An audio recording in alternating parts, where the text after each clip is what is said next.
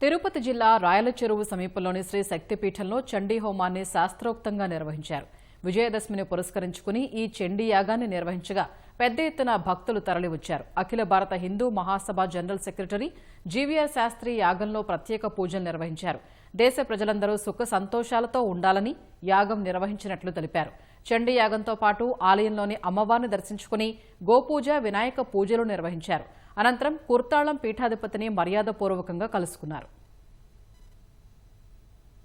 దేశం ఎదుర్కొంటున్న ఈ సమస్యలన్నీ కూడా మన అధిగమించాలని చండీమాత చేస్తుందని, అదే రకంగా భవ్యగా ఈ బ్రహ్మోత్సవాలు టీటీడీ చైర్మన్ నిర్వహించారు. ఆయనకి కూడా మేము చెప్పాం కృతజ్ఞతలు. ఇదే రకంగా ఉత్సవాలు జరగాలి తిరుపతిలో, వచ్చే ఏడాది కూడా అలాగే జరుగుతాయని, అంతే ఇదితో జరుగుతాయని చెప్తూ శక్తిపీఠంలో నిర్వహించబడిన ఈ చండీ హోమం చాలా విశిష్టంగా జరిగింది.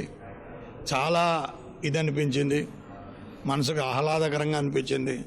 దేశం పటిష్టంగా ఉంది. దేశం మోడీ గారి నాయకత్వంలో ఎదురుకెళ్తుందన్న ఒక స్పష్టమైన క్లారిటీ అయితే కనబడింది.